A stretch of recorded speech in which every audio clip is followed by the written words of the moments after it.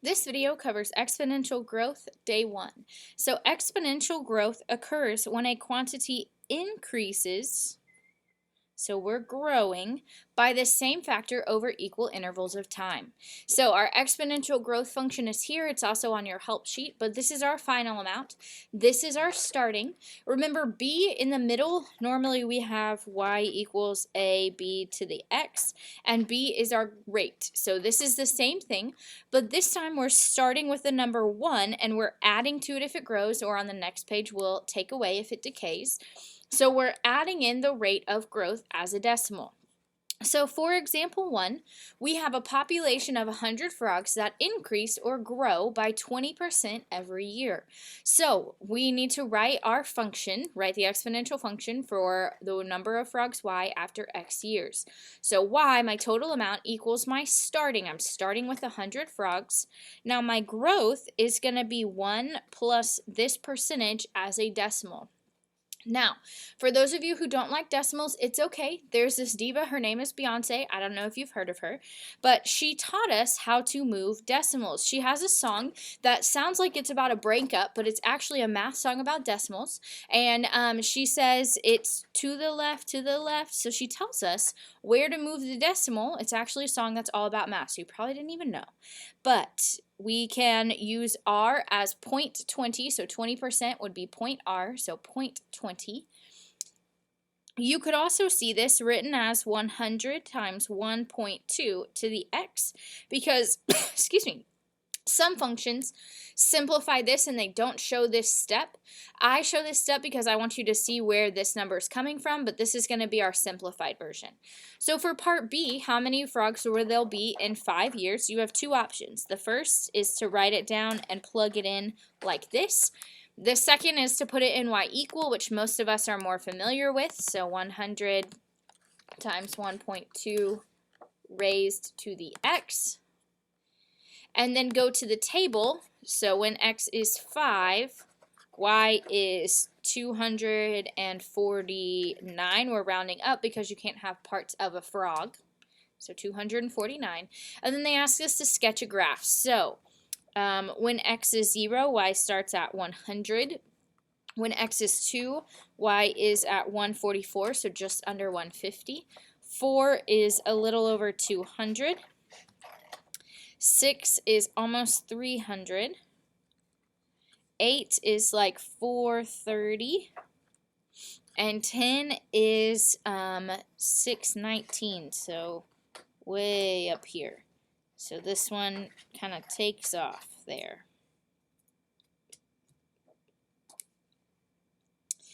Example 2 with exponential growth, your starting annual salary at the company is $30,000. The company awards an annual increase of 4.5%. You started at the company in 2005. Write an exponential function that represents your salary y after x years. So my initial or starting is $30,000. My growth, so I'm adding, remember we Beyonce this to the left, so we're adding 0.045. So we could simplify this to be 1.045x. So that's our simplified version. Next, they want to know what your salary would be in 2015. So remember, we started in 2005. They want to know in 2015, so to find x, we take 2015, subtract the year we started, and x is 10 years that have passed. So I'm going to put my equation into y equals 30,000 times 1.045 raised to the x.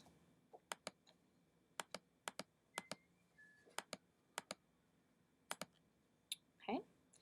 And then I can go to the table when x is 10. So after 10 years, your salary should be $46,589 and 8 cents. Excuse me. And then the third part, they want to know when will your salary be more than $60,000. So here they're giving us a y value, so I'm going to scroll on the y's.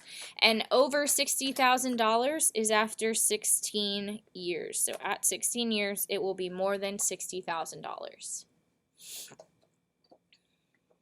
Okay, so on the back, we're talking about exponential decay.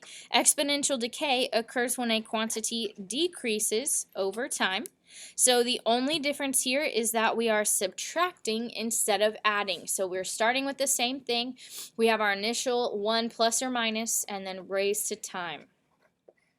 So, in the NCAA basketball championship, also known as March Madness, teams play against each other with only the winning teams progressing to the next round. In other words, after each round, half of the teams are eliminated. So, if play begins with 64 teams, write a function that represents the number of teams remaining. So, we're starting with 64. Then my rate is going to be 1 minus half, because it tells me half of the teams are eliminated. So 1 minus 0.5 or 0.50 simplifies to 0.5 raised to the x. Then they want to know how many teams remain after 4 rounds. So I start with 64 and I'm raising this 0.5 raised to the x. So when I go to my table, 4 rounds are 4 teams. And then to sketch the graph,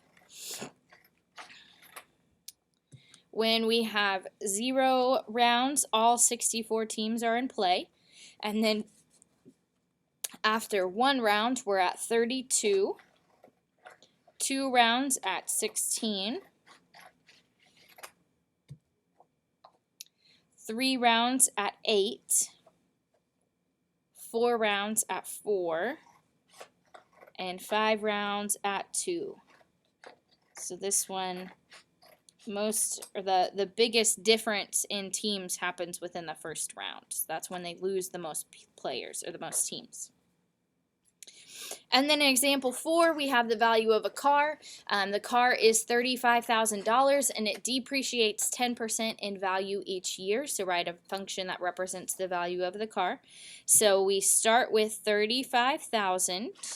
And then my rate is going to be 1 minus 10% as a decimal. Remember, Beyonce tells us to the left. So 1 minus 0.10. So that's going to be a total of 0.9 or 0.90 raised to the x. So I will put that in y equal to answer the next couple questions. And just for your knowledge, that word depreciates, you will have to know that that means get smaller. So value of the car after 10 years is going to be x is 10. So it's going to be $12,103.75. And then when will the car be less than 10,000? So I'm looking in the y's. So that would be 12 years where your y value is less than 10,000. So you start with the car at 35,000 and after 12 years it is a little less than a third of what it cost originally.